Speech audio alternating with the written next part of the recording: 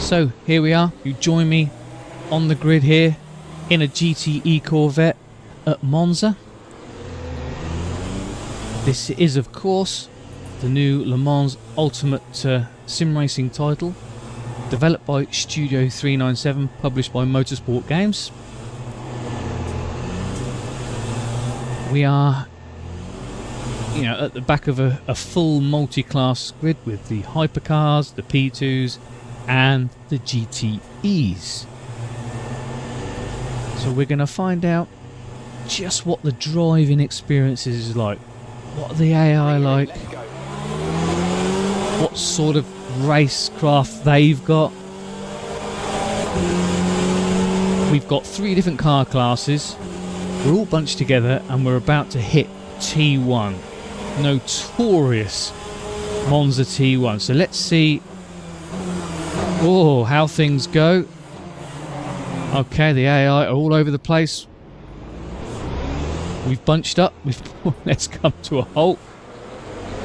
Alright, okay. Nothing overly weird there, but you know, I've seen sim racing titles handle Monza's T1 chicane a lot worse. Room for improvement, but not as bad as I thought it might be, especially, you know, with an early access title. I know it's been out since the 20th of February and there's been a lot of hot fixes to scoop up some of the initial quite big bugs and quirks that were found as the game was first released to the public. Yeah, this is definitely got the underpinnings of R Factor 2. You can feel it in the way that the cars handle, the look of the graphics. Now fortunately, R Factor 2 is a stunning looking sim. It's well renowned for its physics, force feedback and tyre models, and those are the features that they've chosen to hang this title on. So thankfully the core values of this sim are there, which makes the driving experience such a pleasure. They really are. These cars are so nice to drive. They feel as if they're connected to the road surface. Ooh. You can feel what the cars are doing. These GTE cars, they have less electronics and aero compared with GT3 cars, so they move around more. There's more chance of wheel spin, locking, as I did back there, but luckily the force feedback is very quick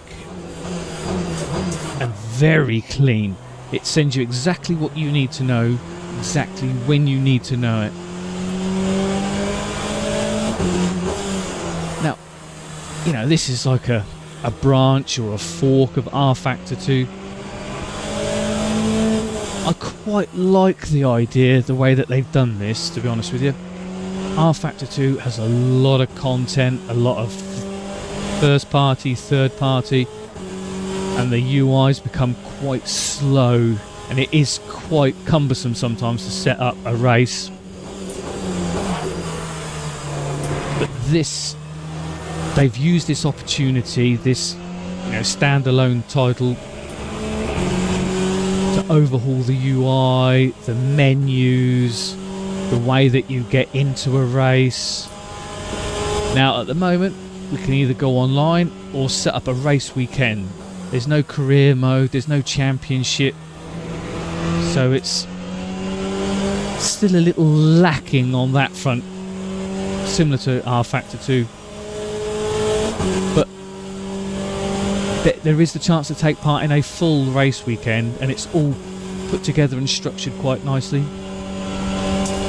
I like the look, I like the feel of this title. Oh, not again. I think they've done a good job. Now, you know, unfortunately, we all know that 2023 wasn't a good year for Motorsport Games, the parent company of Studio 397. We lost the IndyCar license, and for me personally, I was really gutted when we lost the BTCC license, and it doesn't seem like that's going to be picked up by anybody anytime soon. So that dream has come and gone. But they've managed to cling on to this Le Mans Endurance license and get a title and a working sim racing title out the door. It's early access. Good job it was early access, because it is a little bit light on features, and there were some issues when it first hit the ground. This was due to be released, I think, Q3 2023, and that would have been a bad move because it was more or less unplayable. Would have been, you know, quite unplayable, but it would have meant that the contents made more sense, because unfortunately it's released in 2024 as the 2024 Le Mans series is about to start, and the GTE cars are no longer there. We now have GT3 cars. Now, they have said that a 2024 update is coming with the correct tracks and cars and car classes to match the fact that we've got the full 2023 season of cars and drivers and tracks included in the game. But what they haven't said is whether that's going to be paid DLC or a free update.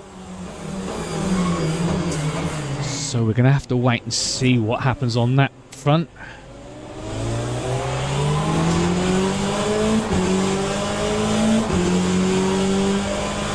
But the stuff that they have got in looks absolutely brilliant.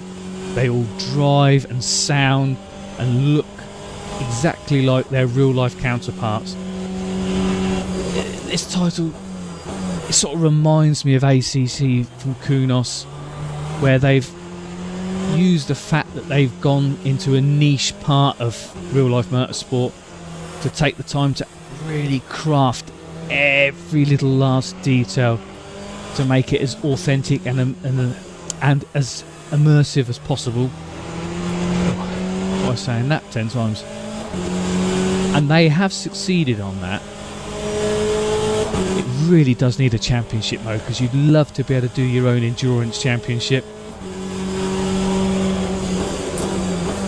Let's hope that they stick to their roadmap and their, you know, and their promises to add in such things as like that as the title develops. Possibly we won't see that until it comes out of early access. When that be, we haven't had that information either.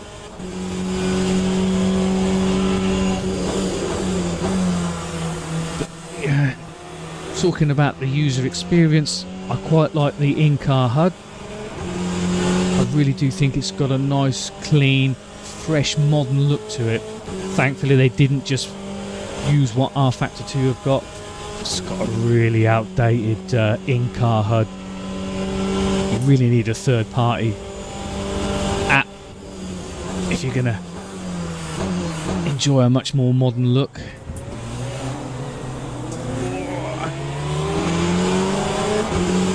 Now, I don't know if you can adjust any of the elements or move them, because I don't really want my relative box down in that bottom left-hand corner.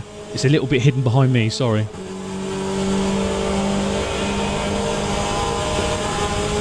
But it looks nice, it's clean, it's modern. Now, R Factor 2 aren't the only title to suffer from a poor in-car HUD. iRacing looks like, well, it is something out of the 2010s.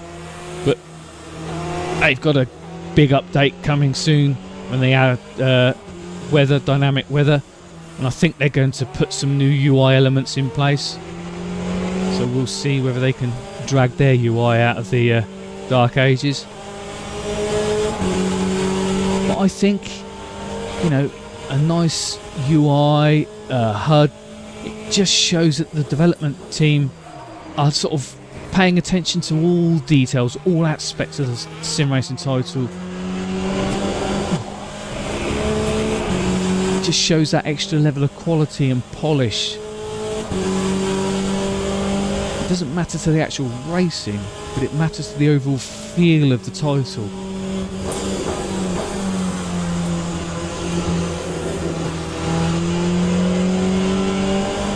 Now, I have driven the hypercars and the P2 class cars.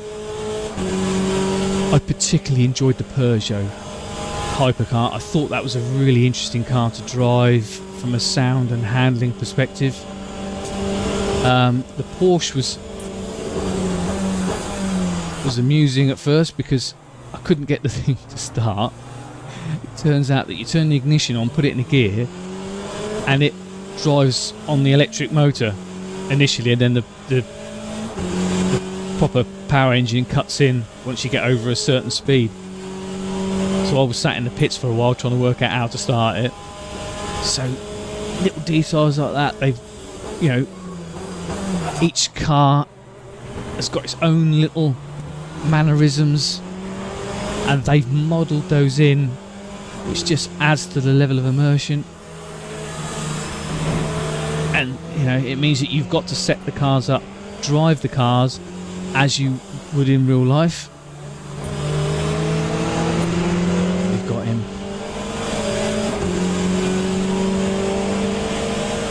Now, I'm not really much for the, you know, really into the hypercars and the big endurance spec cars, so I couldn't really get the best out of them and the most out of them. It's these sports cars, these GTE class cars, that really interest me, that I've driven a lot of them in a lot of other sims, so it gave me a chance to be able to properly assess them, to see how they felt compared with other sims. And they provide a really interesting driving experience. They are a challenge to drive compared, you know, with a GT3, say. And they've really, they've nailed it. The actual core driving experience of these GTEs is really good. Oh, a little bit too early on the brakes. I'm swamped here. Look, the AI certainly put up a good fight. It's a shame, really, that I don't think this race is going to be long enough for the hypercars to start coming through to see how they deal with traffic. But I didn't really think you wanted to listen to me rambling on for an hour just to get the true multi-class experience. But trust me, they don't do too bad a job. I've got the aggression right up on the maximum setting, so they are quite assertive when they come through the pack. But they don't do anything silly, and the AI, whilst being passed by the higher class cars, don't do anything silly. So nothing really stood out to me when I watched the cars being lapped as, you know, jarringly, oh crikey, yeah.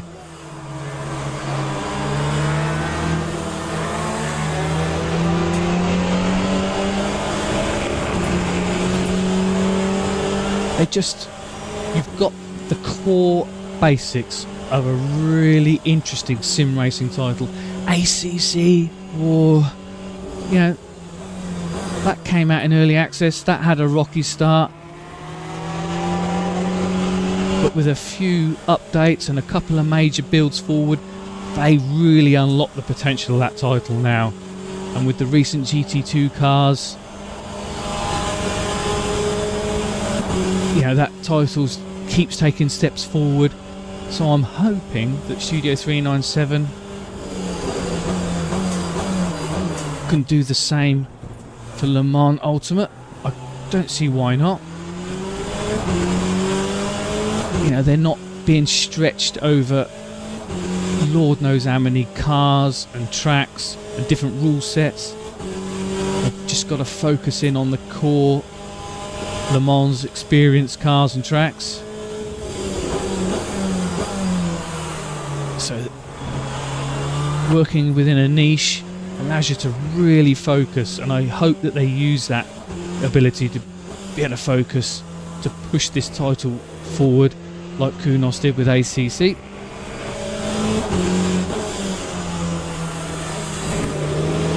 Is it worth 25 quid? That's probably one of the biggest questions. For me, yes. But I love experiencing a new sim racing title or a new version or theme of a sim racing title, and I was really keen to see what a standalone title based on R Factor 2 would be like. And I've been pleasantly surprised. I'm happy that I spent 25 quid. I haven't got a problem. I don't think it was a waste of money. I didn't feel the need to refund it. Yes, I know, when it first came out, the first few days, there was some stutters and some issues with menus. Oh, here come the hypercars. But they must have released 5 hotfixes within a matter of a few weeks that sorted out a lot of the initial issues. Right, here we go. We're going to get around the chicane with this hypercar. See, didn't get barged out the way.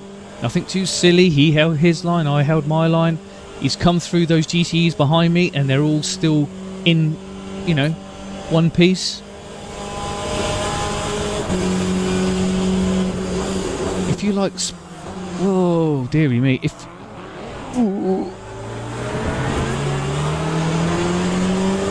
If you like sports cars, and if you like titles that, like ACC, that take a category and really double down on niching into that category, you will like this game.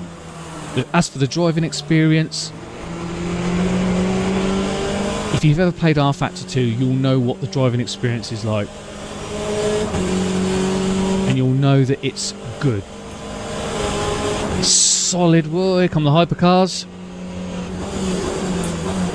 Right, AI's everywhere. What we doing? We've all got through. Yep.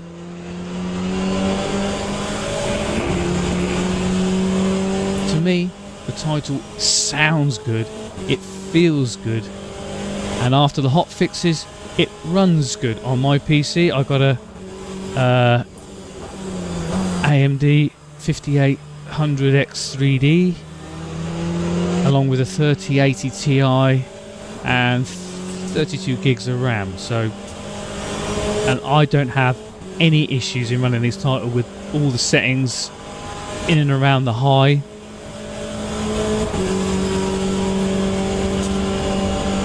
So if that gives you, some sort of benchmark to where you are with your system, you'll get some idea. But ooh.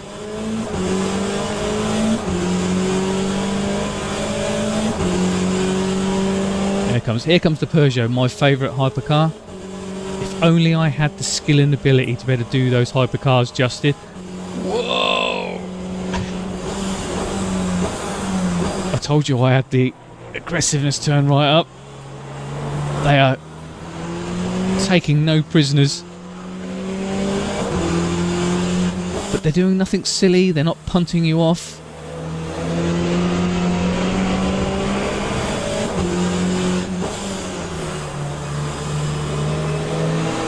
Hello, kicking up the dust.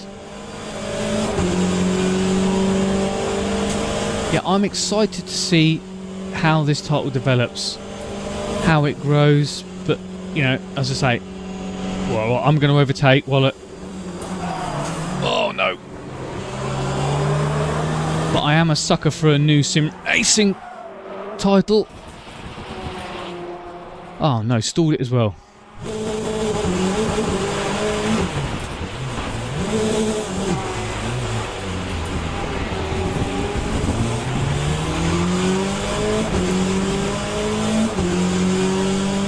You can see what happens if you come in too hot, you lock up, you bounce all over the curbs.